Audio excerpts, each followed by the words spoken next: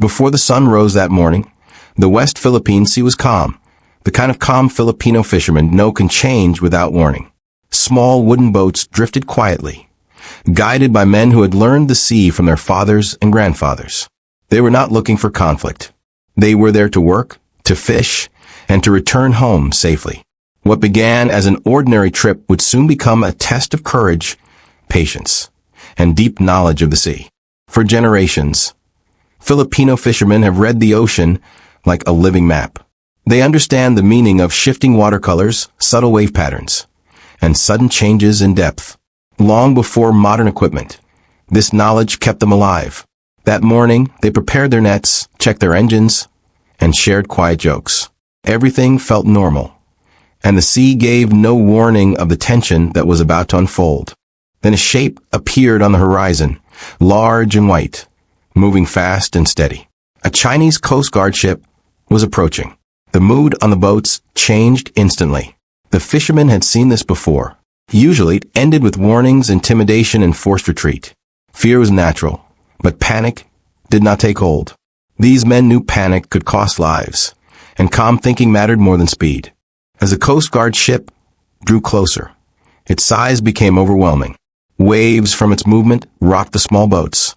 From the deck, uniformed crew members watched closely. The imbalance of power was obvious. One ship could intimidate dozens of fishermen. Many times before, this sight had ended fishing trips early. But this time, something unexpected happened. The fishermen did not scatter or flee. Instead, the boats stayed close to one another. Quiet hand signals replaced shouted words. Engines were adjusted carefully. The fishermen moved with purpose, but without urgency. The Coast Guard ship slowed, seemingly waiting for the usual reaction.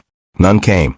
The fishermen remained calm, alert, and unified, showing a discipline built not by orders, but by years of shared experience on dangerous waters. One older fisherman pointed toward a stretch of sea where the water shifted from deep blue to green. To outsiders, it looked harmless. To locals, it signaled shallow reefs and sandbars just below the surface. These areas were safe for small wooden boats, but dangerous for large ships. Without hesitation, the fishermen slowly guided their boats toward those waters. The Coast Guard ship followed briefly, then slowed again. Its crew understood the risk. A large vessel running aground would cause serious damage and unwanted attention. Still, smaller patrol boats were launched.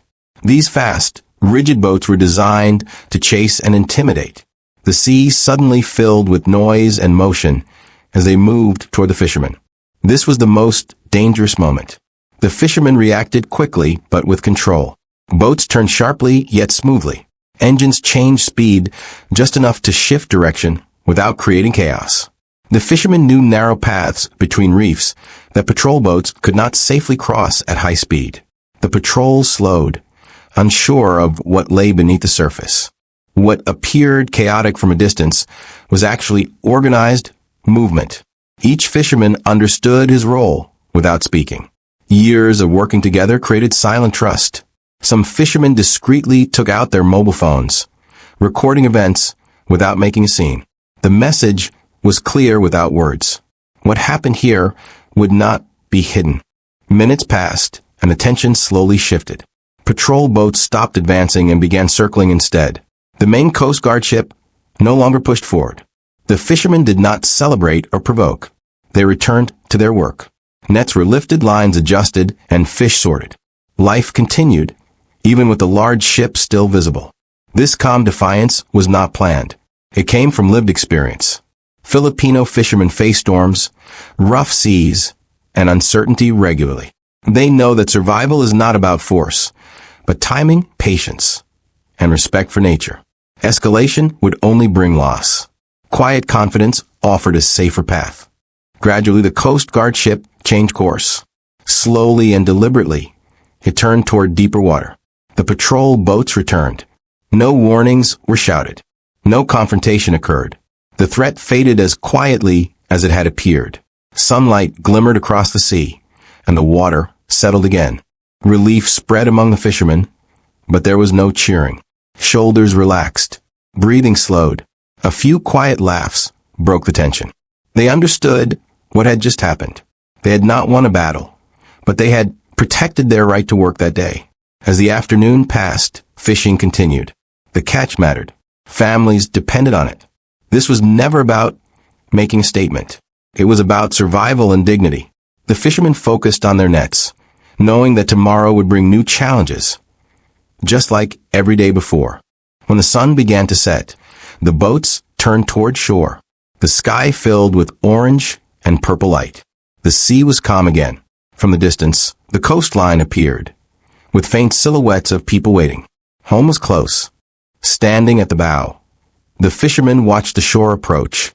The tension of the day slowly faded. There was no celebration, only quiet relief. Everyone understood how easily things could have gone wrong, and how carefully they had navigated danger. On land, families waited, unaware of every detail, but familiar with the risks of the sea. Fishing was never just about work. It was about courage, responsibility, and trust in one another. That evening, the boats returned safely, and that was enough. Word of the encounter spread quietly at first. Fishermen shared the story among themselves. Then others heard it. What stood out was not confrontation, but restraint. Not force, but wisdom. It showed a different kind of strength. The fishermen did not outmatch the Coast Guard with weapons or technology. They outmatched them with knowledge of the sea, unity, and calm decision-making. They used their environment wisely and avoided unnecessary risk. This moment reminded many that power does not always belong to the largest or strongest. Sometimes, power comes from understanding, patience, and choosing the right moment to stand firm without aggression. The sea remains unpredictable.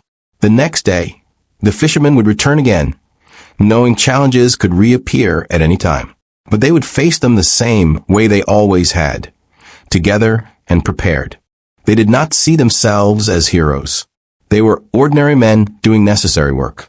Yet their actions carried meaning beyond that single day. In a world often driven by confrontation, their response showed another path. One built on quiet courage and respect for both nature and life. The story matters because it reveals how everyday people handle pressure when there are no easy choices.